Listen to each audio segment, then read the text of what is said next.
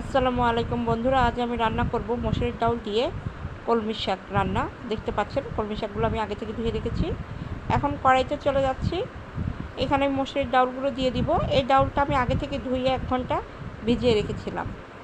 এখন এর মধ্যে দিয়ে দিব পেঁয়াজ কাটা, রসুন কাটা এবং কাঁচামরিচ এবং কিছু পরিমাণ পানি দিয়ে এটাকে কিছু সময়ের জন্য আমি ঢেকে রাখবো।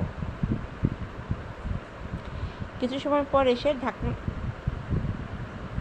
ঢাকনাটা তুলে নিব। দেখতে পাচ্ছেন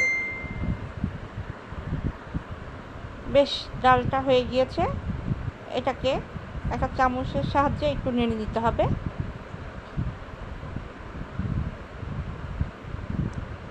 দেখতে পাচ্ছেন বেশ ভাঙা ভাঙা হয়ে গিয়েছে। এখন এর মধ্যে পানি দিয়ে দিব।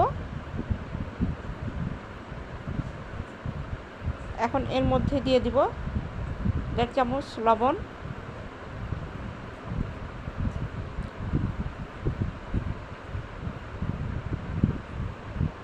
2 চামচ ধনিয়ার গুঁড়া,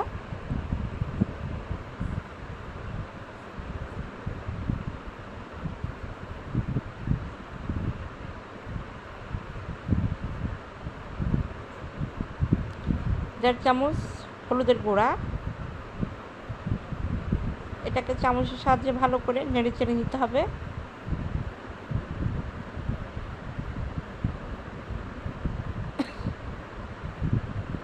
এখন এটার মধ্যে আমি দিয়ে দিব কলমি শাকগুলো। কলমি শাকগুলো আমি কুচি করে কেটে রেখেছিলাম, দেখতে পাচ্ছেন। এখন এগুলো দিয়ে দিব। কিছু সময়ের জন্য এটা আমি ঢাকনা দিয়ে ঢেকে রাখবো। কিছু সময় পর এসে ঢাকনাটা তুলে নিচ্ছি, দেখতে পাচ্ছেন। এখন এটা আমি নামিয়ে নিব। এখন কড়াইয়ের মধ্যে আমি তেল দিয়ে দিচ্ছি।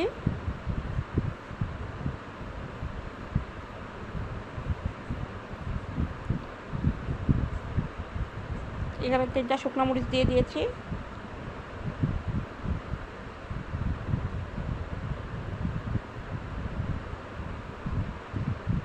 এবং এখানে 2টা তেজপাতা দিয়ে দিব।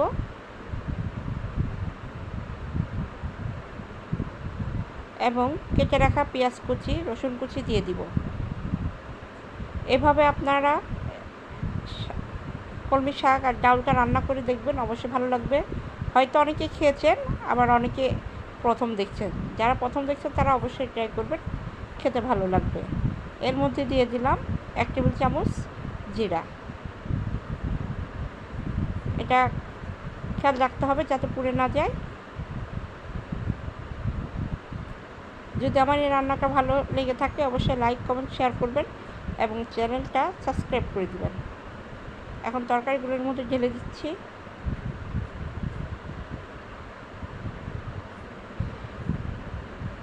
এটা খুব একটা পুষ্টিকর খাবার কিন্তু, ডাউলের সাথে কলমি শাক। আমার রান্নাটা হয়ে গিয়েছে। আসসালামু আলাইকুম।